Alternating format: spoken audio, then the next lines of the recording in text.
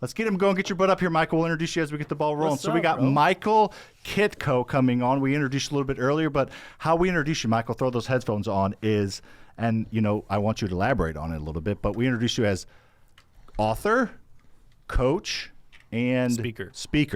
It's kind of the three buckets. I mean, obviously the mastermind Luke talked about a little bit, but was that an accurate way to describe you? Yeah, podcaster as well. But Okay, yeah, podcaster too. You hit all the buckets. Yeah, we hit we hit some of the buckets. Yeah, Not yeah, all of them. You hit the big ones. Good big ones, and, perfect. And I'm a married man. And I'm married- a husband. I'm yep. a father. So we got a couple more buckets, but Yeah, you're a lot of things, and we like to make the joke of, try to keep it 6 inches away from your mouth, and Lucas tells Ashley this is 6 inches, so just keep it. this is 6 Try to keep Yeah. it 6 inches. This is actually 8. Yeah, so we make that joke every time, but you're a podcaster, you know how that flows. So, Michael, we're going to do a couple icebreakers with you. Then I'm going to put a picture on the screen. I'm going to want you to tell me about that picture. All right. And you can see that screen right there is the same that's on there, so you can just look up there when the picture comes up. Let's all right. rock. All right. So, Michael, what is your favorite emoji?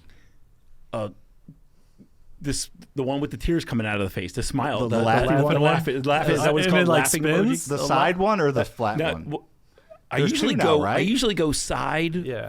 Flat, side, flat. Oh, like that's I a- stagger them. Mine yeah. spins, so it's Because you're an not Android, sta- Luke. Nobody cares about your Well, wouldn't Android you want a phone. spinning No, that's emoji? No. Then you don't have to aggressive. worry about if it's up and down or to the side. It's all of those things. No, Sam. it's not. No, there would be no problems in the world if Android phones just went away. Yes, I mean, correct. that would solve I everything. heard. So we got light green messages, right? I heard they're going to blue. Oh, yeah. Well, good for you guys. It's gonna fix a lot Copycat. of things. Yeah. What's your favorite emoji, Walls? Oh, the ones I use the most are the laughing, crying face. I use the wink face a lot when I'm telling like a little You're joke. so funny. Yeah, thumbs up's a great one, and then that one where a lot of people say it's like high fives or the praying. Yes. So I use that one too, like thank you. I use the praying a lot. I don't understand this one. I think this is clapping. it's This is clapping, and I think this is supposed to be high five or praying. I don't know which one. I got- Do I we got know the what praying. that is? Tyler, can you look it up? Is this praying or is this high fives? I don't think it's praying. I don't think they I would do use that. it They as stay that. away from that kind of stuff. I use it as that. You use it as thank you. praying? Yeah. Like a I do as thank well. you. Yeah. Okay. All right, Michael, you ask them next one, Lucas. These are 3 icebreakers. We're trying to All right. icebreaker segment to get the ball rolling, which we don't really need with you, but All right, your phone wallpaper. What is it, and is there a story behind it? No, there's no story, and it's just a standard, the globe, the world, like the Interesting. typical Apple, just preloaded Really? screen. Yeah, nothing Yeah. I'm crazy. surprised you have something motivational in there. Or Yeah, a picture no, just No, like it's give just, a shit. no, I'm pretty boring, man. Yeah. It used to be black wallpaper. There was a time for a bunch of years I had a picture of my family, but it was so old and we had changed so much. I took that down and I put the globe up or the world, and it just never went back. So it's Nice. black wallpaper, so it couldn't have been done by Google, or it could have been done by Google's AI. Could have been. On my laptop, it's just a plain black screen. There you go. That's it. Perfect. All right, Luke, what's yours? Like that, right? Yeah. Picture of my family On the beach, your on the favorite place beach in the world? with my socks off, unlike you on the beach. I don't wear socks on the beach. That's Michael. does. that's a It's topic. gross. I It's can't an, believe it's an weird. overused thing that Lucas thinks is funny. Weird. I've is heard what it before. Yeah, because from him. Yeah. It doesn't mean it's true. It doesn't come from you. Doesn't mean it's true. All right, last one. Does your car have a name? No. If it does, what is it? No, actually, it is. A Q. It's just Q. Angie, my wife Angie and I call our Infinity Q, and we call our Wrangler Willie because it's a Willie's. Yeah, that's dope. I love That's that. not Yeah. too bad. I don't name them, but my son named all of ours. What are they? So my wife's she's got a black Wagoneer, and Drake calls it Black Beauty. There you go. I love it. I love Nice. it too. My like a horse. My truck is Rocky, Okay. and my vet is Zoomer. Zoomer. Yeah. It's not bad. And suddenly I feel so generic and like plain. Well, yeah. you want to Okay. come up with some cool ideas. You talk to a 7-year-old. Like, their minds are wild. Yes. When one time my daughter was in soccer and the kids team or the kids named the team and they were the Green Diamonds. Nice. I like it. Oh, It has some stickability to Yeah. it. I like it. Let us know where you're from. We got India up there, so keep letting us know where you're from, as well as throw any questions you have for Michael. We may ask him. But all right, What Mike, about I you, want. Sam? We named cars growing up. Yeah, but we don't. your Jeep had a name, didn't it? Jasmine, I think. Jasmine. Yeah, but I don't. Nothing else. I have names. She of was anything. beautiful. She was beautiful. Yeah. A lot of fun. Been through a lot. Yeah, it has. Rode hard. Put away. We'll leave it in there, but yeah, she was. Yeah. All right, Mike, we're going to put up a picture on the screen. I want you to describe this person to me. Oh wow, that person was that was an absolute asshole. Okay. That guy was that guy didn't. I didn't really love anybody. Okay. I didn't like anybody. I didn't love anybody. I ridiculed everybody. Okay. I mean, take a look at that guy, and that guy at no point thought he should have had anything figured out. I was abusive to myself, physically, mentally, emotionally abusive to my wife, my kids. My wife and I literally we had our typical MO was going out and just making fun of people. Like we would find fault with everybody we came in contact with, and really what it was is I felt so worthless that I was looking for a way to feel valuable in some way, shape, or form. Kind of like one of those like misery loves company kind of situations where you're miserable, so you want to make other people miserable with you. Well, in the world, we say there's two ways to get to the top of the mountain. What is it? It pulls somebody down or climb yourself, right? Or what is it? I can't remember exactly what it is, but you can either tear somebody down or you can climb yourself. Yeah. Right. But in order to get on equal footing, but that guy had no self-worth and no self-esteem. I mean, no one looks like that and truly like absolutely loves themselves. No one neglects themselves to that level and really has a healthy sense of self-respect or self-esteem. So that, from the time I was a kid, I was always trying to find like some sense of purpose and some sense of worth and value. And I looked for it in money, and I looked for it in titles, and I looked for it in the corporate environment, and how many people I managed and how much authority I had, and in the Marine Corps, and that was a play to go and try to find some sense of self-worth and value in the world, and I couldn't find it, so I just everything just went to shit. Mm-hmm. How long ago was that picture? That was 20. That picture was probably somewhere around 2012. 2012, about 12 years ago, a little bit. Yeah. So we're right 13 years ago. Yeah.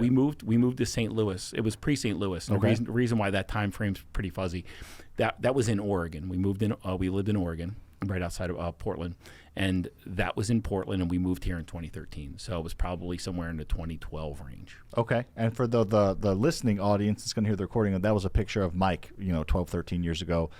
A good 100 pounds heavier, 75 pounds heavier? Yeah, a buck. Yeah. Yeah, it was 100 pounds. So I was right. I weighed in right around 300 pounds for about 5 or 6 years. Real quick. Shane, stand up real quick. How much do you think Shane weighs? Come on, guys. I I don't even know Shane, and now I'm going to... Yeah, I know. This is what we do here. $165. That's what Lucas said. Yeah. He's 210. He's a solid man. Yeah, I just couldn't believe He's got thick legs. He's muscular. He's thick, muscular. and he's a thick soul. Yeah, Yeah, muscular. man. Because he's not overweight, but 210s, he's put together. Yeah, no kidding. Muscle weighs more than fat, Exactly. right? Yeah. Exactly. Yeah, he's dense. Anyway, Shane, goodness. sorry we couldn't show you to the world. Yeah, shout out to Angie real quick. Yeah, see that comment there at the bottom when she saw the picture. Oh, wow. Yeah. And she also said green texters ruining group text everywhere. Yes. So I just want to make sure that I knew she had to say something about She that. knows what's up. Yeah. She knows what's up. So that's what we're going to get into today, Mike. This is our questions for you. It's just blank. We're just going to jam, and we're going to talk about your story and try to inspire other people and try to motivate people to look at themselves differently if they're not where they want to be. Because obviously a lot of people aren't where they want to be, and that's okay. That's part of the journey. But let's all jam together and try to motivate some people. Yeah, and I think it's important. I don't know what questions are coming, so we're just going to go wherever. I don't know what questions are coming. I bet you have a little more knowledge than I do, but no, we'll just go wherever it takes, and we'll try to make the world a better place. For today. sure, man. Well, I think number one, let's talk about the story in general. So that was 12 years ago, living in Oregon, and then you moved to St. Louis. Maybe talk about why you moved to St. Louis, and then your first few years in St. Louis, and then starting to get into that awakening period a little bit. Yeah. So let's go back to my wife and I met in abnormal psychology class. I had just gotten out of the Marine Corps, and I was just taking a couple classes. I think that's probably the best place to start the story. I was just taking a couple classes, trying to spend some GI Bill. I'm a learner. I love learning. I'm just high theoretical. I'm absolute high theoretical. I'm always learning. So I was just I had my bachelor's. I was taking some classes, and we met in an abnormal psychology class. Didn't really appreciate each other, but and there's a funny part of the story. At the end of our class together, I every day I would say, "Hey, guys want to go out and grab a drink or something?" To the kids in the class. In the Marine Corps, that's what we did. After work, we went out and had a couple beers. I'd say, "You guys want to go out for a drink?" And everybody would say no. So, but at the end of class, at the end of when the semester ended, she called me and she said, "Hey, guys want to go out? You want to go out and grab a drink?" And I said, "Sure." So she said, "Me and my fiance are going to go out." Like, yeah. So I joined her and her fiance, and then she came home with me and never left. Okay. Boom. That night. Well, that's crazy. Literally, I went out with her. That is a 180. Her and her fiance, and she came home with me, and she never left. Yeah. So she probably said yes and didn't mean it when he asked. So it didn't.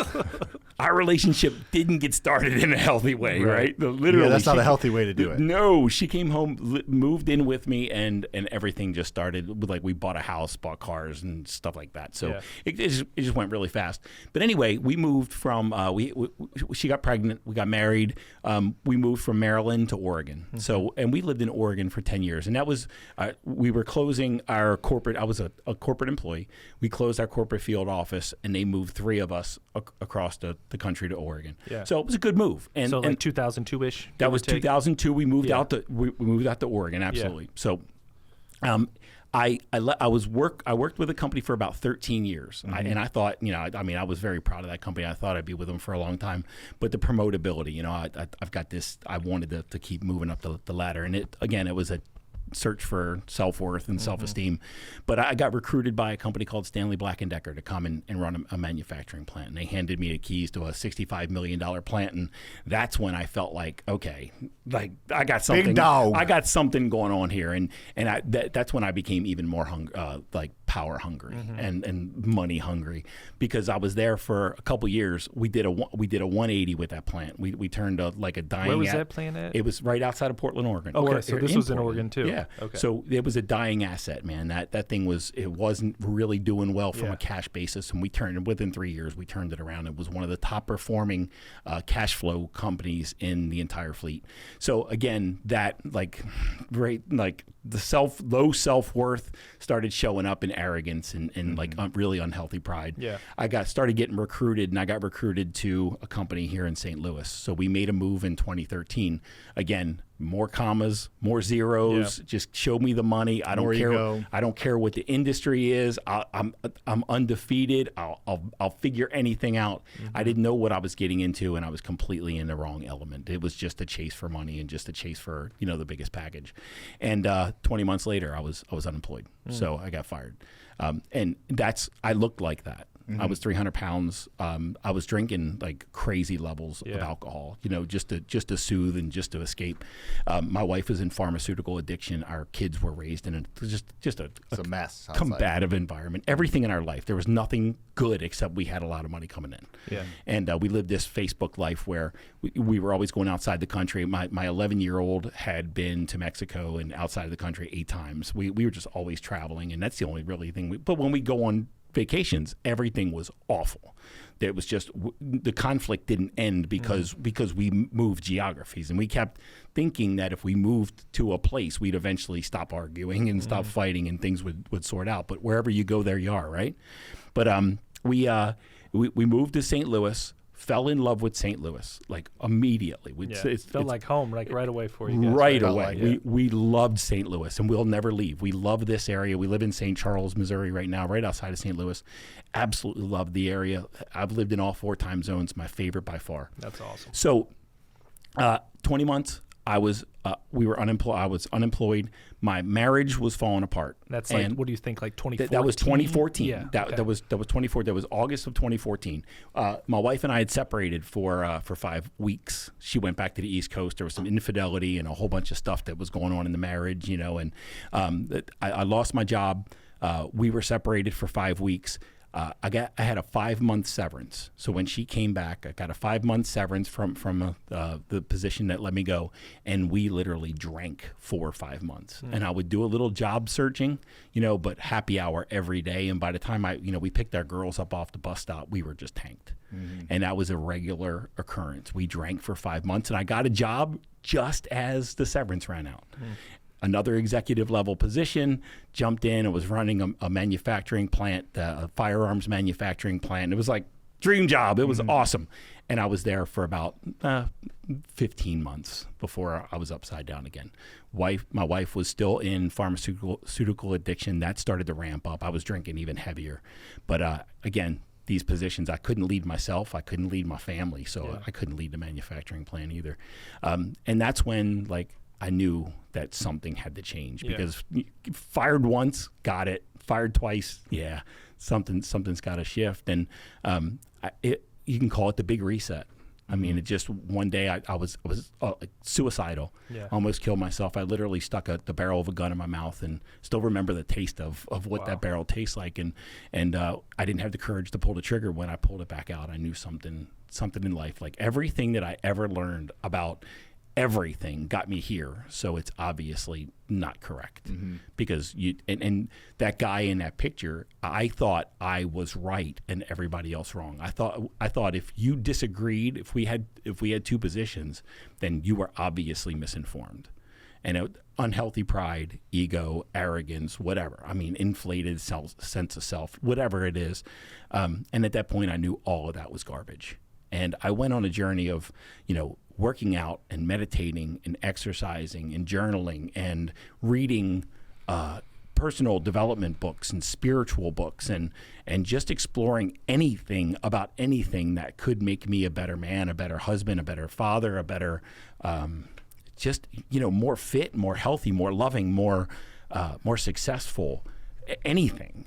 I just wanted to learn anything about anything, and I did that. And I probably in over the next 2 years, I probably read 200 to 300 books. Literally, I just threw myself and immersed myself in that. And my wife, when I started this personal development journey, she didn't like it. Can we stop here and break down, because I think let's break down this first half, and then let's break down the emergence, kind of the Phoenix uprising that you kind of went on. So, by the way, you're getting some love up there. People in the Midwest are nicer. Somebody asked who it is, Mike Kitko, and Morgan up there saying sorry you had to go through all that. So you're getting some love. You're getting some love up there. So can I address that? Yeah. Sorry that I went through that, but I think you'll hear that was all purposeful and meaningful, because it taught me a lot about what doesn't work so I could learn what does work. And that all of that stuff that I went through has been meaningful and impactful to this world. So it's a blessing. I would call it necessary. Absolutely, absolutely required. Some of the stuff we have gone through, and we're going it's necessary to make you. We wouldn't make the adjustments if we didn't go through it. So it's not like whatever you want to call it. It's like the best way I can describe it is necessary. Fail often, fail fast, fail forward, right? As long as you learn, you're not failing. That's right. So something we talked about a little bit, I really like, and I want to break down with you a little bit. You mentioned it earlier, and I didn't want to interrupt you, but I thought about when you said you moved. I think Luke will know where this is going. You kept moving locations to try and change who you were and what the situation was.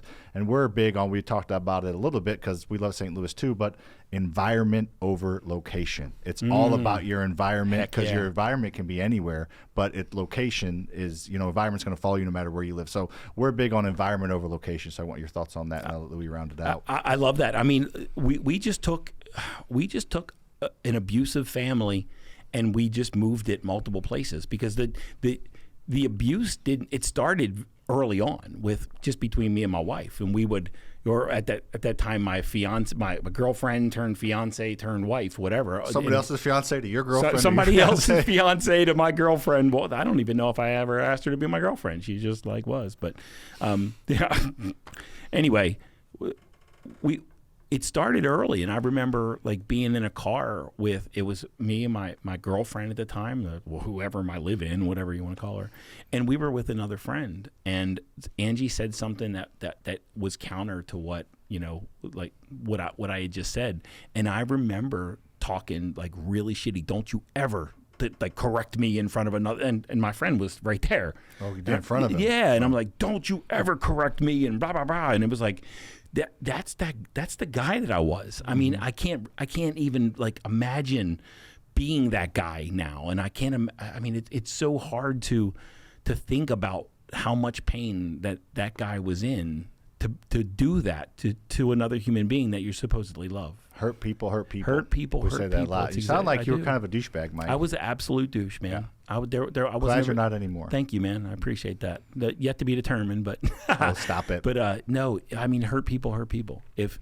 you're hurting people in the world, it's only because you're in pain yourself. We see that a lot, just running it back to us with social media and stuff like that. It just, and I get asked a lot of like all the hate we get, and then people that are like starting to grow their media following, like how do you react to it? And it does hurt, but it's also like hurt people, and it's 100% a reflection on them. It has zero to do with anything we post or say. So that's part of it. Well, I mean, from the social media side, think about it this way: the people that love me, they fill my net worth, right? They build my net worth, and the people that don't, they build my algorithm. So There you go. So I Build in either way. I win either way. Yeah.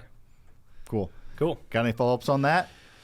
Oh, man. I just wanted to round No, out that's like good. that mic, and before we move on to the new mic. Yeah, I'm excited to get to talk about the transformation, and maybe I can hit on that a little bit. But man, I ask a lot about timelines because you're not, I would call, like a young chick anymore, right? And this transformation happened in your like late 40s. 43. It started 43. Okay, so mid 40s, and just like I don't know. It's just, I'm so thankful that you went through that and able to transform your life in such a dramatic fashion. But I feel like that's not like the typical case for most, unfortunately. And if they get stuck in a rut, it's almost like that until they die. I don't know. So I just wanted to give, and maybe it's because they're not in that much pain and because you had to get to that point where it happened, that transition happened. But man, I would love to be able to, some people have a tough first part of their life, whatever it is, and then figure out it's not working and then transform. I don't know. Any thoughts on that? Yeah, I do. I have a lot of thoughts on that. The reason that we're going to back up. Ooh, Yeah. I just hit my headphone. I'm going to take a step back for a second. We're surrounded by entrepreneurs, and it's really easy for us to get lost in the typical entrepreneur world, thinking that that's just typical, right? You guys know what I mean by that. We have time freedom. We set our schedule. We set our calendar. We're don't need to focused on self-improvement, self-development. We invest a lot in ourselves. We've got ups and downs with our businesses. Yeah, it's wild ride. Successful entrepreneurs celebrate each other, right? Yeah. We share in each other's challenges and try to help each other, and we win together, and we celebrate each other. We want everybody to win. And we've got a lot of time freedom and a lot of financial freedom, and we have a lot of impact in the world, and we help a lot of people, and it's really easy for us to get lost in that. Yeah. For me, thinking that that's just typical, but it's not typical. It's so atypical, and most of the world is living the 9 to 5, the hate Mondays, love Fridays, look forward to vacation, putting in vacation requests, right? Just doing stuff that they hate so that they can make money that they think is going to provide security. They're in marriages of obligation where the two individuals are trying to get the other person to make them happy. This is the typical person is in a lot of pain, but not enough pain to do anything different. Right. And there's a lot of people who live very, very average, mediocre, mundane lives and never do anything differently because there's not enough motivation to make a substantial enough change to get out of mediocrity. So you were so extreme that it forced you to make a change. Most people don't go that extreme, so that potentially maybe don't make that change. When there's enough pain, there'll become a reason. There'll be a reason. But if there's not enough pain, most people just keep settling and just keep moving forward, shuffling for security. Right? If I wouldn't have gotten fired the second time, I'd still be employed somewhere. I'd still be 300 pounds. I'd still be in an abusive marriage probably, right? I'd still be a not. Or you might have went back to the trigger, you know what I mean? You never know. Yeah. Could have been even worse than that. But either way, if I wouldn't, the guy who fired me, wonderful human being. The guy's awesome. And he taught me a lot. And after I hit the reset and all this stuff started coming into play, I messaged him. I said, "Hey man, can we go out to lunch?" And I think he was like, "What are you going to do to me? You're going to attack me?" I was like, "No man, I want to thank you." And I literally sat down with him. I said, man, you saved my life. Like, if you felt any regret over, firing me, you literally saved my life. You provided the greatest service to me, and you helped me more than anybody on the face of the planet, because of you, I didn't end up in a grave. Mm-hmm. And without you pushing me out the door, I don't know where I would be. My wife might be dead because she was, swallowing 400 to 500 pills a month. I mean, it was so bad. Something radical needed to happen. Yeah. And the more pain, the more purpose. The more pain, the more reason. The more pain, the more motivation. And I just sometimes, with my clients, sometimes it's not about helping them avoid the fall. It's about helping them fall faster and fall harder and get hurt. Fuck up quick more. so I can fix you. Yeah, let's go. Skin those knees. You're not implementing. You're not doing the changes. You're not implementing. You're not doing things differently. Good. At some point, it'll get so hurt. You'll be so hurt. You'll be in so much pain. You'll have the motivation to do something different. And sometimes we just live.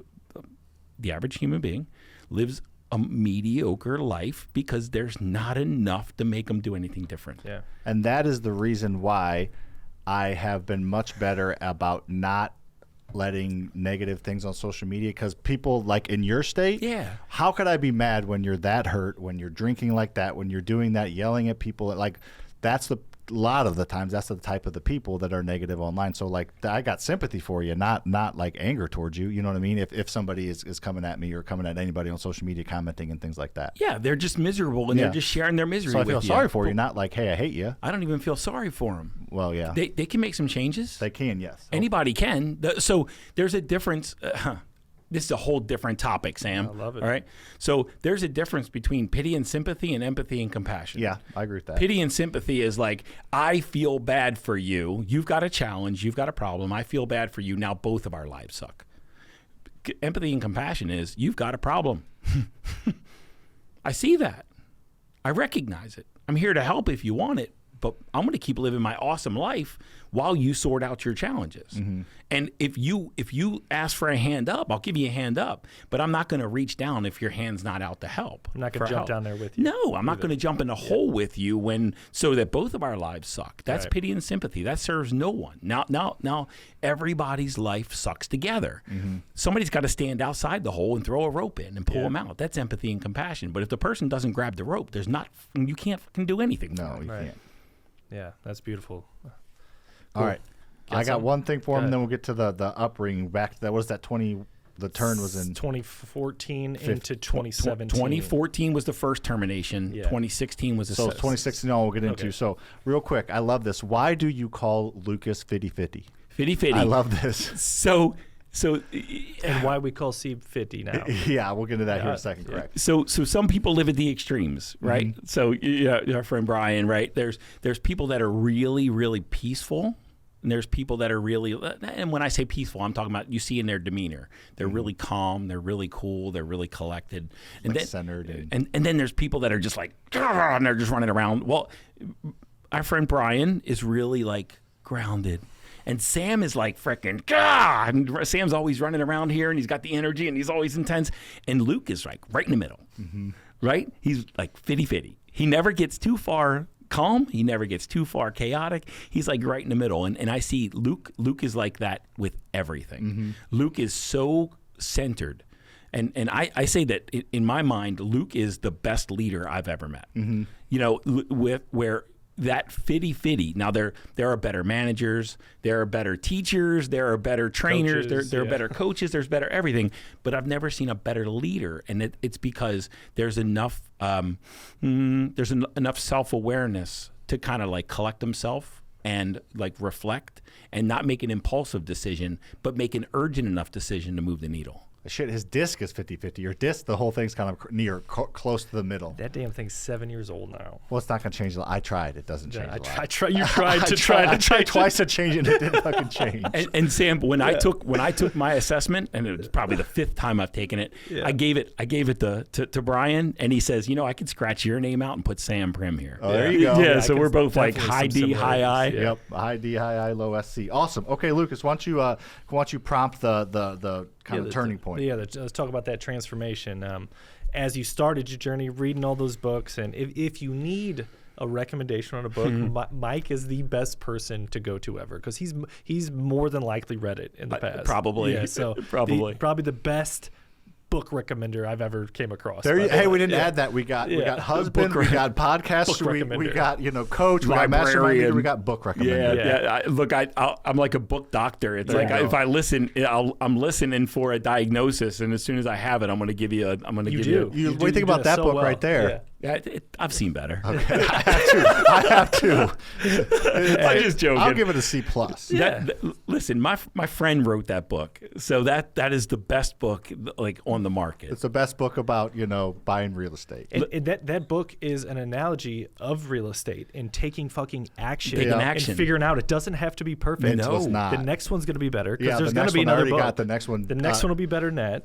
Debt to wealth is what it's going to be called. We're just call it debt. But here's what I'll tell you about that book. And this is, again, this goes back to that entrepreneurial thing. Sam launched that book. When it was announced, I bought a bunch of them, and I took it to my workshop and started giving them away, because that's what we do. Yep. That's what entrepreneurs do. That's what people that are celebrating each other do. I hadn't even read it, and I started giving it out because I bet this is decent. I know the dude. Here you go. I don't care. I want to support my man, and I know there's value in here. And I want people to have that value. That's what we do. Yep. That's not the typical MO in this world. Well, in this building it is, but not in this world. Exactly right. Kind of that entrepreneur sphere that you were talking about. It's really easy. It's really easy to get lost in this stuff and think this is just the way the world works. And it is, and it takes me. I reflect on that every once in a while, because I feel like every once in a while I take it for granted because it's so normal here. Totally. And then you go outside this environment, and I'm like, why do you think like that? Get away from me. I don't want to be around you. Yeah. So Scarcity and taking and protecting, and man, it just we live a really good life. Yeah, we're pretty lucky. We live a damn good life. I love it. Two things, and then get to that. One is, well, somebody said, "What the book?" We're going to put that. What's the book? It's called Own Your Freedom. If you're on TikTok or if you're on Instagram or Facebook, if you just comment the word book, I will automatically send you a DM with the link. It's $4.99 on Amazon. $4.99. $4.99. Yes, I make like $1.20 when we do it. It's just about getting it out. And then spear. I'm going spear fishing for the first time in a month. Tell us about that. Down in Tampa, I'm going to a mastermind. I got invited on Tuesday. The guy's like, "Want to go spear fishing?" I was like, "Sure, if there's a spot for Marty." He's like, "Yeah, we got an extra spot." He's like, "What do you drink?" He told me to drink, and he's like, "Send me pictures." And so I'm going to go for the first time and go spear fishing on Tuesday night, whatever that is, the 25th, 26th of March. I'm going to be getting those, whatever we're going to throw spears at. I don't know what it is. Me neither. Hopefully it's something that deserves it. Or we're going to eat them. I hope we're not just killing them. Eat them. To elaborate on that a little bit, there's another gentleman in our office that is doing some type of fishing hunting at the moment right now, and that's Dennis. And he was on the podcast last week, right on the show, and he's hunting gators right now in the Everglades. That's aggressive. That is so aggressive. But they asked if they could record any of it. They're like, no.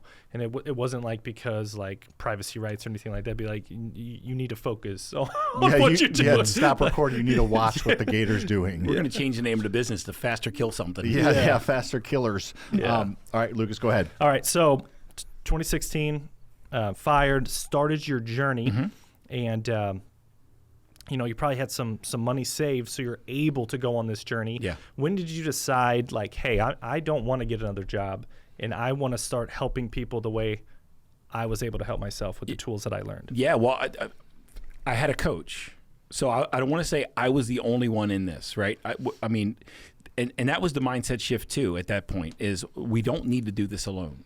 Yeah. And I had a friend of mine that I went to business school with, and he had started coaching, and he called, he knew what was going on, and he called me and he said, "Hey, you want some help with that?" And I said, "Yeah, I'd love some help." And he started talking about the financial commitment of coaching, and I was like, "What the fuck? You're gonna charge me to be my friend? Like, that doesn't make any sense." But he talked about the difference between a coach and a friend, right? He said, "Listen, you can have me as a friend, and here's how that shows up, but you can have me as a coach, and here's how that shows up," right? And he started telling me the difference, and that was the first time I ever heard about coaching. I never experienced it before. And this is when you were unemployed. This is when I was unemployed. Okay. So this my friend is calling me to help me become unemployed, but take money in the process so that that I could become employed. It didn't make any sense to me, but I said yes. So, and he started helping me and like talking about some accountability and just giving me some, I guess, helping me get my head back in the game. Yeah. And just, it gave me this cool acronym, OWNER: oxygen, water, nutrition, exercise, and rest. So those 5 are vital to get your body back into shape. Yeah. So breathe deeply multiple times a day. Keep bringing yourself back to deep breathing. Fear and anxiety. Fear and anxiety can't live in a well-oxygenated body, right? Mm-hmm. So just deep breathing. Water, just, half your body weight in fluid ounces every day. Just make sure. Or Celsius. Yeah, that's fine too. But with water, what you want translucent pee. And with Celsius, you want it as yellow as possible. So I thought last night, you know what I thought of yet? I didn't do it. A little Celsius and Tito's. Oh, buddy. That's what? Fucking dangerous. It's like a Red Bull vodka. Well, I mean, if you want to get going. If I want to get up, yeah, that's what I got to do. All right, keep going. And with that, it turns green. Yes, it turns green and syrup's out. Anyways, what's the end? So half your body weight in fluid ounces, just making sure you're staying hydrated. If it's ever not translucent, you're already starting to dehydrate, right? You're already behind the curve. Too late. Yeah, nutrition. Just you know what serves your body. Just eat good shit. Don't eat bad shit. Just be real with your body. Just give your body fuel. Don't eat for feelings and don't eat for flavor. Just eat for fuel and exercise. Right. At that point, I hadn't exercised in like 5 years, so it was just getting back on a treadmill, getting back on the road, just getting back to lifting weights and rest. Right. Just those 5, and just those 5 helped me get some traction in my physical well-being. I like that. And getting some traction in physical well-being, what happens is as your body starts to move out of survival mode, your mind starts to quiet. So your mental capacities start to improve and start to increase as well. My mind's always quiet, Michael. No, it is not. It is not. The best thing I've heard about the like nutrition is from Brian. He was just like, I eat food and then I just am conscious how I feel after I eat it. If I feel like crap, then I don't eat it again. And if I feel good, then I'll eat it or go back to it. But he's like, I listen to my body for the 3-4 hours after I eat. It was, even if it may not seem healthy or whatever, if I felt okay, I'm gonna keep going with it. But if it makes me feel crappy, then I'm gonna stop eating it. But here's the difference, and we could have a show just about this. When I was 300 pounds, I was all inflamed. Okay. And I didn't know I was inflamed. Then you drop 100 pounds and then you're 200 pounds and then you eat this thing and you get inflamed and you start to feel bloating. You always felt bloating at 300. You just didn't know you were bloated. You get to your baseline, and then you get down to a healthy weight, and then you become more sensitive to certain foods. And then you can start to see which foods inflame you and which ones don't. And that's when you can start to control your circumstances. So anyway, I started meditating and the mind started to come back into sharper focus, and I started to get more clarity, and I started to get more, everything slowed down a lot, and emotionally I came back into balance, and through meditation you start to feel things that you'd always suppressed, and I cut out alcohol, by the way, and I was meditating, and I started to feel things that I would normally not, try not to feel, and I allowed myself to feel, so I developed a healthier relationship with emotion, and like emotional courage is the willingness, the ability to feel emotion, not the absence of these things. That if you feel fear, you feel fear. You just allow yourself to feel fear, and you train yourself to feel any and all emotions and still be okay, right? You're an emotional being. We are emotional beings, and emotions are going to cycle and surface, and just, we're going to ride this emotional roller coaster. Where we start to get into problems is when we think that we should only feel a certain emotion at all times. So when you feel grief for a second. It'll pass. When you feel fear, when you feel anger, anxiety, when you feel all these things, feel them and let them pass, right? Mm-hmm. But again, that comes back to emotional courage. But all of these things, when I started doing this stuff and this weird stuff, meditating, journaling, exercising all the time, my family didn't like it. They didn't like it at all. Got some resistance? I got a lot of resistance. So my kids were telling me that I was making too many changes, and they didn't like what was happening because they knew me as the old guy. They were familiar with it. They understood how to interact with that guy. They understood what to expect with that guy. They understood I was going to pop off. They understood I was going to drink a lot, and they were familiar with it. Even if they didn't like it, it was familiar to them. Even if they didn't like it, it was unfamiliar, and human beings like familiarity more than we like happier and healthier stuff. We just want familiar, right? So I got resistance, and my wife started Angie started to ridicule me and heckle me and belittle me and like really attack. And it got so heated, I filed for divorce. And when I filed for divorce, we had threatened, during the course of our marriage, we had threatened a billion times. The D word was thrown around constantly. And I actually filed. And she didn't believe me. She was high, and she didn't believe me when I told her I filed for divorce. And the next day she woke up, and she wasn't high. And when she came downstairs, she was crying. She's like, I don't want to get divorced. I'm like, I had enough.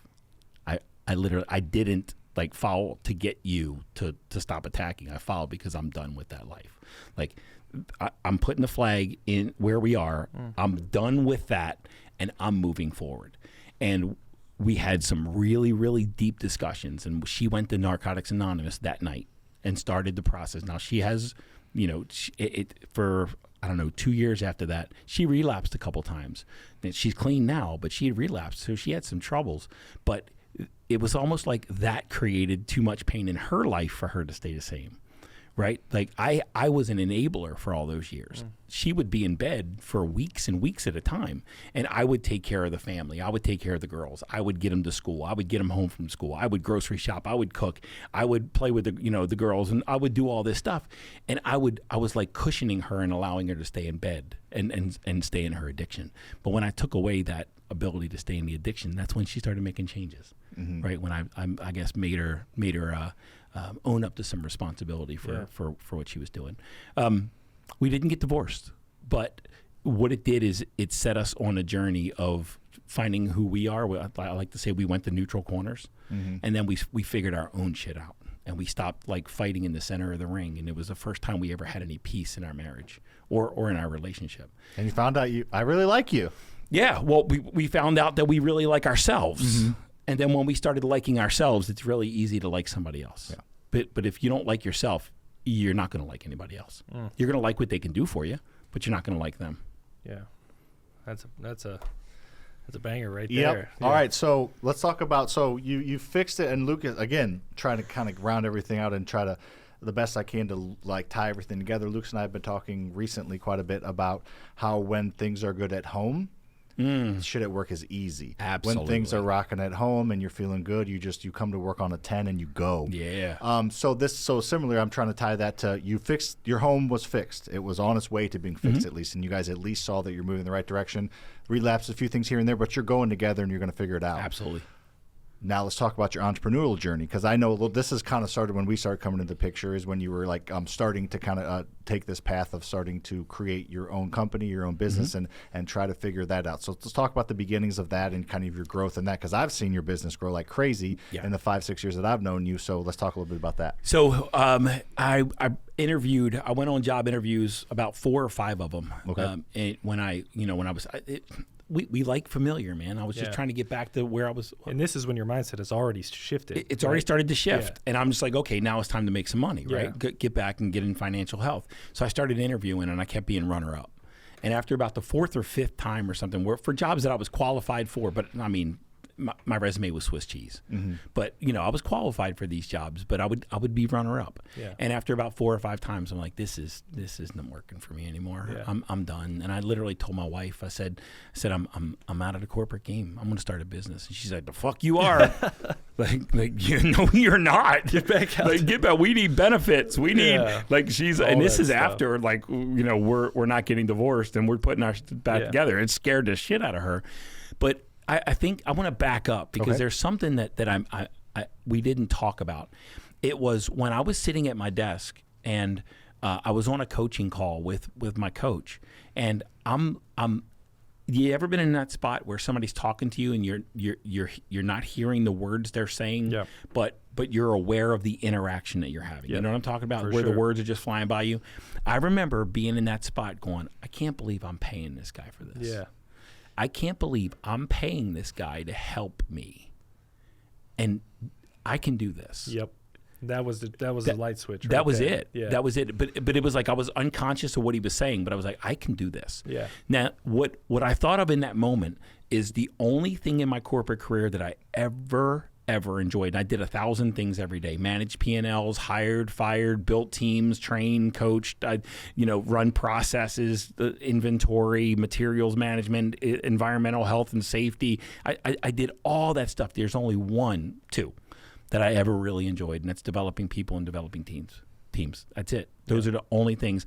I would get lost, and you guys, can you put yourself in this spot where you're doing something and you literally get lost in time? Mm-hmm. Yeah. And you just don't want to stop doing it. Well, when someone's sitting in my office and I'm working with them about what their dreams are and about their hopes and where they want to go next and how they want to develop, I would get lost and I would literally miss meetings. I would completely disconnect with my calendar, with my schedule, and I would miss meetings. I would get phone calls. Hey, are you going to come to this meeting? Because I was so focused and I was so present with that employee and with that individual. Cool. It is. And I would put myself up against anybody and being able to build a team. That's awesome. Yeah. So when I went to Stanley, I had 6 functional leaders. I let 3 of them go and hired 2 back, consolidated responsibilities, and made that the most powerhouse team that I've ever seen in my life. And these guys functioned. They performed. And their MO was, give us a problem and get out of here. Mm-hmm. Like, we don't need you. Like, give us a problem and get out of our way. You're just a burden on this conversation. And they were saying this out of respect that, hey, you built a team. Get the hell out of here and let us work. And let them cook. There was no problem that they couldn't solve. This team. And when and this is how we turned that business around, right? This operating company around. And I do remember when it was performing at such a high level, and I would give my team problems and they would perform and they would report back what the plan was, the strategy and the tactics and the approach and the timeline. They would report these things back. And I remember thinking, I'm worthless. I'm adding no value to this organization anymore. And I felt like I had no stake in the performance improvement because I wasn't doing anything. And I didn't understand at all what a zone of genius is. That I was in my zone of genius. I attracted the right people, put them in place, developed the team, aligned them, kept them in a rhythm where we were always meeting. We all knew all the wins and challenges we were having across the functions. I would keep them aligned. That organization was humming, and I had built a culture of continuous improvement. Everybody had eyes for improvement, and that was my zone of genius. But I was like, I didn't know what that meant. That stuff was easy for me, so I didn't think it was valuable. And I let's take a second and pause on this one. It was so easy and enjoyable for me. I didn't think it was valuable. I didn't think it was meaningful.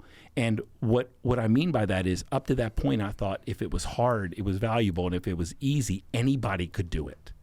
I have those feelings sometimes too. Like, yeah, exactly the same feeling. Sometimes it's like if things are like popping and we're getting 25 million views on like social media, which again is mainly what I do. That's why I keep relating it to that. But I'm like, this is too easy. Like there's something not right here. Like the algorithm, like it's getting ready to stop because like we're getting all these views and it's so easy. And like I almost like want to struggle to feel like I've accomplished it, but that's obviously not where you want to be. But I understand that. Maybe it's we're just good. Yeah. That period. Maybe it's we're just good and we're in the zone and our talents and our skills are being useful and they're being effective and they're being utilized and they're being valued and appreciated, and we're seeing the results of that. But again, when it's too easy, it oftentimes we think that we got something wrong, that we're not giving enough, that we try to make it harder so that we can feel valuable and like we're moving the needle. So all that to set up, when I was on the phone with my coach and the words are flying by me and I'm sitting there thinking, I can do this. I look back, it's like in that moment I reflected back to my corporate career, said the only things I ever enjoyed were coaching. Yeah. Coaching and developing people. That was it. That was the only thing in the Marine Corps. When I was in the Marine Corps, I did the same thing. I was a leader of Marines, and I loved developing my Marines. I loved it. It's like a passion that I had never really witnessed and understood. So when I told my wife I'm going to start a coaching business, and she's like, what's a coaching business, right? And it got off the ground slowly in terms of I probably decided I know you like timelines. probably October of 2016. So I started this journey. This whole thing started in March of 2016. By October, I knew I was going to start a coaching business. And April is when I signed my first client. April 2017. Yeah. I signed. I was sitting down to coffee with a guy, and I said, "Hey, what kind of problems are showing up in your life and your business?" And he said, I've got big goals. Me and my team have big goals, and I'm struggling to get them all motivated towards our goals. I said, what if I could help with that? He said, what would you do? I said, I don't know. I'll figure it out. I don't know. So I proposed a workshop. Yeah. And it was $150. He was going to comp me $150 for an hour and a half workshop. And it was the first sale I ever made on my behalf. And it was like all the weight had just lifted. It's $100 an hour. At that point, I was just like, I can't believe I'm getting paid. Like, not hiding behind somebody else's logo and somebody else's brand. This guy is paying me, not a company. This guy's paying me, and that was like kind of liberating. Yeah. And from that workshop, actually, there was two. From that workshop, I got my first private client, two private clients, and then the business built pretty quickly after that. And in 2017 or 2018, my first full year in business, I had surpassed any corporate income that I had. Hell yeah. In a single year corporate income. So we were already making more as entrepreneurs as I ever made in corporate. Did you tell Angie told you so? I rubbed her nose in it a little bit by buying her nice shit. There you go. There you go. I love it. What's Angie's one of the nice stuff she likes? What was it? She likes a bag, a particular bag you were talking about. She's got a pair of boots, and they're called Louboutins. Yeah. So, and I'm just learning about Louboutins, and I learned about them when they showed up at our doorstep. He's saying Louis Vuitton, right? No, Louboutin. Is there a difference? It's a difference. Luba? Louboutin. So it's one word, Louboutin. They're copying Louis Vuitton, right? Or no? No. Or Louis Vuitton copying? No. That's like the same words, guys. So you just replace a B with a V. Yeah. Not Louis Vuitton. Louboutin. Loub. Peloton. That's like one of them is a knockoff versus the other. But here's a great question for you, Mike. So this is awesome. So Love by Him said, interesting. He just came across this podcast. He wants to become a life coach, which is very cool. But he said, where do I start? So you're the perfect one to answer this question. What problem do you want to solve for people? Okay. That Expand coaches on that a little bit. Give him a little bit of direction from your opinion, not knowing anything about him. So typically, there's going to be a problem that you've solved in your own life. Yes. And you know how to solve that problem. And there's 8 billion people on the planet, and a good portion of them, millions, probably have that problem, are right now, they're experiencing that problem that you have. And they might be looking for help. Make sure they know that you can help them with that problem. Yeah. So this single line, what was his name? Loved by Him is what it's just the name. It's handles. Loved by Him. 1983. Let's just call him LBH. This line got me to double six figures. All right, this single line. I had no website. I had no business cards, no marketing material, no nothing. But I would network, and I would say these words. I would say, somebody'd say, "Hey, Mike, what do you do?" And I'd say, executive leaders hire me to help them feel as powerful inside as they appear on the outside. Yeah. And that was the imposter syndrome. So that's what I experienced. It's a she, by the way. Sorry, we can't see your name. Loved by Him. That makes sense. Oh, she. Okay. Got it. Okay. I thought you were saying your name was Jean Tyler. She. Sorry, we can't tell by your handle. Okay, go ahead. She's laughing with us. She's good. She's good. She. Yeah, so it's a female. Just so you know, you're talking to a female. I guess what you're saying. Okay. So, when I was in corporate, I felt like a fraud, right? An imposter, and that's the imposter syndrome. And I started finding my worth, started finding my value, understood my zone of genius, started understanding imposter syndrome. And when I would network and somebody would say, "Hey, what do you do?" I'd say, executive leaders hire me to help them feel as powerful inside as they appear on the outside. And then somebody would look at me and go, "Can you help me?" I don't want anybody to know, but I need help. And we would have a meeting, and they would, we would come up with a contractual agreement, right? So what I would, Loved by Him, what I would suggest is there's a problem that you've already solved in your life, and there's people with that problem. Tell them that you can help them solve that problem so that they can lean into you and have their problem solved. All we are, business owners, all businesses is we offer solutions to people with problems that want them solved. And if we tell them what problem we can solve and they have that problem, oftentimes they'll ask for that solution, and then there's a financial transaction. They get what they want, and we get what we want. Yeah, I would go as far as saying that the thing that comes the easiest to you when you lose yourself in time is your zone of genius. That's your zone of genius. Good that is definition of it. Yeah, so I would lean into that as well, even though if it's not necessarily a problem you've solved in your life before, but something that you love doing, the thing that comes easiest to you and you don't think is the most valuable, it's just the opposite. That's it.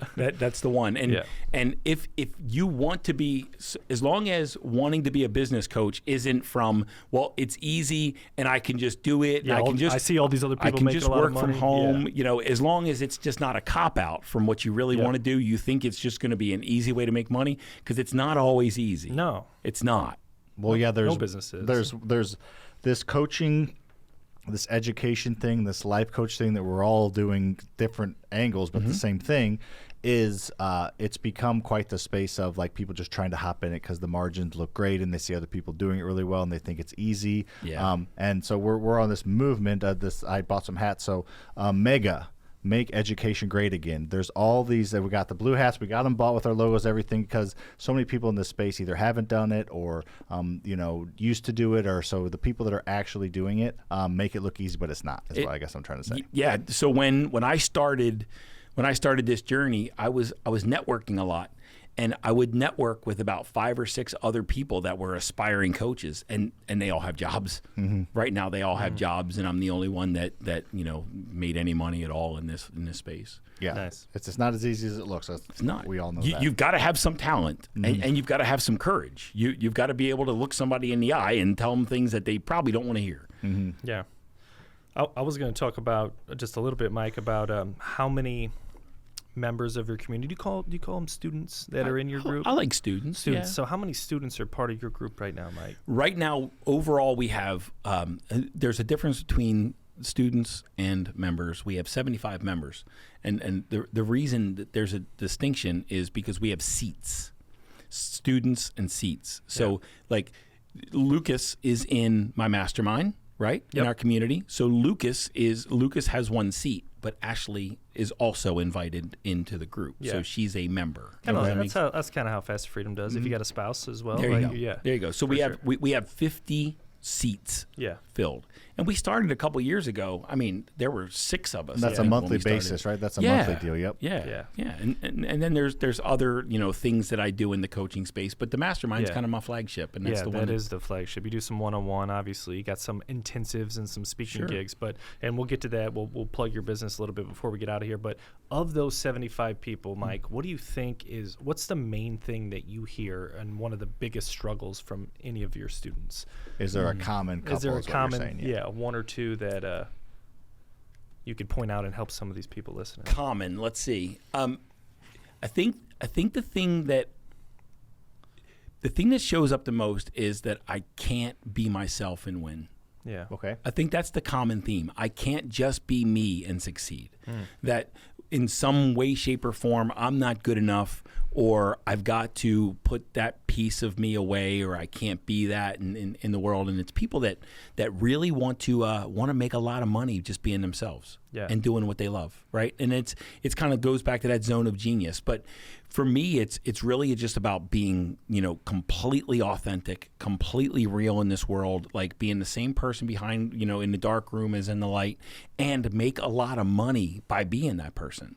So we are all entrepreneurs, mostly entrepreneurs, and it's people that just want to step into their authenticity and their genius and succeed from that, not by doing stuff that they hate. And make a lot of money. It's okay to make a lot of money. Yeah, get rich doing what you love, man. I mean, that to me, that's the key to life. Is I want to get richer, right? And I want to keep doing what I love, so that it's like the best of both worlds. Yeah, they work together. Hell yeah. Yeah. I agree. And something I've noticed in our education business and in the flipping business a little bit as well, you chase money and you can make money, but if you chase helping people, you make way more money, right? It's like almost like the opposite of what you think. It'd be an oxymoron of sorts. Like you try to make money and you'll make money, but if you can put that aside and just try to help people, then you're going to eventually make way more money. Yeah, you just have to be willing to have the discipline to set sure. that thought process aside for a while, which is You hard. want to build a business around something other than money That helps people. You're gonna stop making money at some point if that is your sole focus. Impact. Yeah. Make an impact. Generational impact. You ever heard of Generational that? impact. Yeah, Sam Prim said that one time. Yeah. Generational impact. Yeah. And yeah, it comes from making an impact in the world. But I will go back to at the beginning of my journey, and you guys probably didn't experience this getting into real estate, but or maybe you did. Maybe I'm just dismissing it, and maybe it is true for you. We'll let you know. But I started doing what felt really, really good to me, and I did what I enjoyed, and it felt so good. I felt shame for taking money for it. Right. It was a struggle for me to actually ask for the transaction because it was so fulfilling, and I had to get over that block. That was a hurdle for me to get over. That I can enjoy this and make money from it, and like after I started transcending that, that's when things really took off for me. I'm like, yeah, I'm gonna help you solve your problem, and I want to do it. Now pay me, right? Yeah. See my boy Tim up there, Tim Valita. Saying rock God.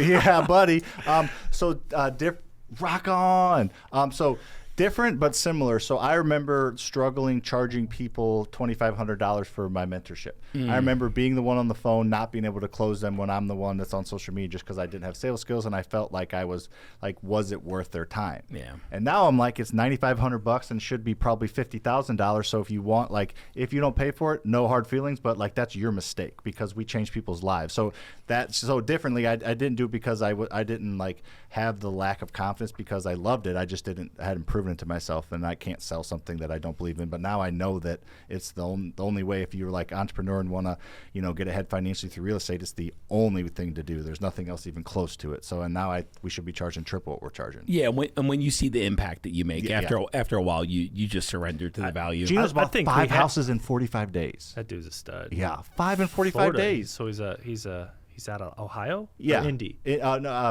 He's kind of I don't even Indianapolis. Out of Indy, yeah. and then buying deals in Florida. Yeah, and he's a then stud. there's people just crushing it. That's insane. But yeah, like Mike said, it's sometimes like to build that confidence and realize and surrender to the fact that people will pay you large amounts of money for what you have. You kind of got to prove the model a little bit and start to see the value in your product. Yeah, Because there was a point in time where a $2,500 product might not have been worth $2,500, right? And now we've gone so much further on the other side because we've focused on that value. Sure. We've focused on that impact. And because we've done that, we can sell it for whatever we want and feel good about it. Because no matter if it's $9,500 or $39,000, it's going to change somebody's life. Yep. And there's a price. And there's no price tag to that. Yes, exactly. And that we purposely keep it affordable. I know $9,500 is a lot Yeah. of money, but do payment plans and everything, keep it affordable to help as many people as we can. And just so we know, because he's on all the time, it's Villata, right? Villata. Villata? Villata, yeah. Villata, Villata. Villata. Villata. Tim Villata. Tim Villata. Villata Gosh, money. I don't know why I can't talk, I slur, I mumble, I can't read. I don't know why the hell people listen to me. All right. So Michael, I would like to kind of round this out, and then obviously we'll tell people to get a hold of you, and you're going to hang on for the Would You Rather segment, which is fun. You're going to hang on for the motivation segment, which is fun, and you're going to be the announcer when Lucas and I shoot in the basket, just so you know what's coming. Sweet. So one of the things I love when we get together hanging out with you is your grasp of the human language and your adjectives and your descriptives and how you're able to like twist something or make it like some type of way that makes sense by putting words together. And so and to put you on the spot a little bit, do you have like some like sayings that you feel like you've developed or heard that are like super impactful, and that like the one I talked about earlier, like environment over location? I love that. The more you think about it. Do you have certain like sayings or certain like ways you've twisted words before that you feel like are kind of impactful for people? Yes. So I've got two quotes. Okay. These are my favorite quotes. So Perfect. you did put That's me what on the I'm spot. asking. Yeah. Okay. So one of my favorite words is useful. Okay. Like I use the word useful 500,000 times a day. I know where I want to go with my life in creating a vision, and there's things that are useful and things that aren't useful. So when I do that check-in and it's useful, that means it's moving me towards my goal, towards my vision. And if it's not moving me towards my vision, then it's not useful. So just that little check-in, hey, is this useful for me? So anyway, that's the first thing that popped up. But two quotes, two sayings that are on my whiteboard at home, and I'm going to try to remember these. Number one is, the thing you want will not solve the problem that you have. So I want to take a second to unpack this. If you're scared of money, money's not going to solve that fear.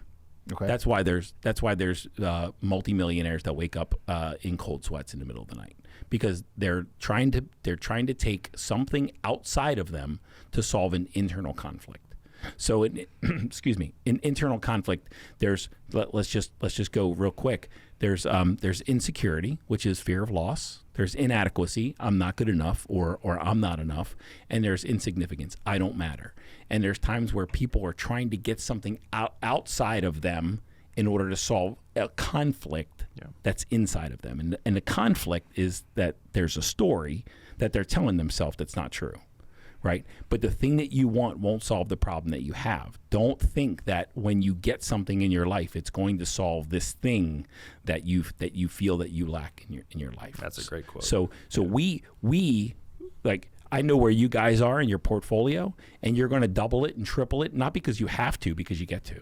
Mm-hmm. It's not solving a problem. All it's doing is you're just having fun in the experience of creating more wealth. You don't need more wealth, but it sure is cool to have it. It's fun but you don't need it. So you're not trying to solve a problem. You're just trying to create. The thing you want won't solve the problem that you have. Number 2 is and I told you I was gonna like, after I went on that diatribe, I was gonna forget. Yeah. I got one in the meantime that I hear from you all the time. It's in knowing the difference. It's not really a quote, but influence versus control. Yeah, absolutely. Yeah, knowing the things that what you directly have control over versus what you only have influence over. And people get confused on what those things are and try to control things they only have influence over. Yes. And you get really, really frustrated when you think you control something that you can't control. Yes. And you start to get angry and you start to get irritated. But really what it is you're trying to control something you don't have control over. But also you play victim when you don't control something that you do. Yeah. So it goes the other way. So it goes the other way. Yeah. And you start being a little bitch, and you start like blaming people and like trying to like cast guilt and shame, thinking that somebody should do something different. You control the whole thing, but you're not doing it. You're just maybe influencing it. Yeah. But it goes the other way around. Yeah. So just understanding the difference in what you have control over versus influence, and using it both sides. Did that give you enough time to remember your second quote? He's focused on this stuff. My mind is on my whiteboard at home, and I've got the 2 quotes. And right now, I'm struggling to remember what the second quote is. So maybe my wife is at home. Angie, if you could go into the whiteboard sit here awkwardly in the and office, just like not say anything, but thinks of it, and type in those 2 quotes, that would be awesome. Yeah, I like it. Well, one I have recently that I wrote down, actually I've written down because I want to do some content on, is an interesting one from Marcus Aurelius. You know that guy, Roman back in the day. Anyways, this is kind of what you said, but the opposite of what you said, but in a different context. So it is what stands in the way becomes the way. I think that's an interesting. What stands in the way becomes the way. So you probably, if there's an obstacle that you're trying to overcome, you probably got to figure out how to overcome it and not go around it. I think is kind of what that's saying. For sure. What stands in the way becomes the way. I thought it was interesting. Ryan Holiday, the obstacle is the way, right? Yeah. There you go. That's similar way to say That's the book. He probably took it from Marcus. Well, Marcus Aurelius was around in Roman times, but yeah, similar twist. Ryan Holiday just studies the Stoics and just talks all about the Stoic philosophy. So there you go. Yeah, there you go. That's exactly it. Cool. Awesome. All right. Thank you, Michael. Why don't you tell the people how to get a hold of you? You got a podcast, plug your shit, and then let's get into Would You Rather. This is a fun one. Plug your shit. I love that. Well, yeah. Thanks, Sam. Yeah, I got you. Well, yeah, that. I guess. I see what you're saying, but you know what I'm saying. No, it's all good, man. First of all, lastly of all, I haven't been in here since you guys rearranged, man. This is awesome. Yeah, it's fun, right? New York and Shane spent about 30 hours for about 2 months making this all, so. It's freaking impressive what you guys, and I remember where you guys were. I want to say that. I remember day one, you guys walking into the building, man. And what you guys have done and what you've created, the impact that you've made, the lives that you've changed, the team that you've built, and the lives that you change inside these very walls is all like absolutely impressive. And I just want to say that I'm proud of you guys, man. I fucking love talking about you guys, and I love what you've done. You guys are a big deal in my world, man. Well, appreciate that, man. We're proud of you too. Yeah. For all the listeners and all the watchers, these guys are real. I want like that Dave Ramsey shit, right? And when Sam said, I'll send you my books, that's for real. Like, these guys are not pretending. These guys are not different people on camera than they are not on camera. These guys are authentic. They're real. What they say is true, and they show up as who they are. And that's the most valuable freaking capital in relationships that you could ever build, is knowing that you're going to get the same person in every interaction. So I love you guys. I really do. The plug. My website is Inner Wealth. The business is Inner Wealth Global. So www.innerwealthglobal.com. On there, you can access my podcast. Podcast is called the Inner Wealth Podcast. And it's going to type it up there, but and there's a lot of me just talking, right? Like mic drops or whatever. But listen, there's a free on the website, innerwealthglobal.com. There's a free video course right on the front page, and it's awesome. It'll help you get like really clear about what you want, like let go of all doubt and worry and fear and anxiety and all that internal conflict that'll keep you from it, and it'll help you get committed to what you want in your life, and where you'll move from survival mode to creation mode, and get out of any state of like survival in your life. And every couple months, we run a live workshop to also support that work, and it's called Choose Your Destiny. And make sure that's right. InnerWealthGlobal.com. That's perfect. On April 19th and 20th, we're running another workshop here right outside of St. Louis. On June 8th and 9th, we're running one down in New Orleans, Louisiana. Nice. And these workshops are 2 days of absolutely life-changing work. So if any of that sounds good, if you're settling in any area of your life, in your health, in your wealth, in your impact, in your relationship, either grab the video course, come jam with me in person, and let's fucking go.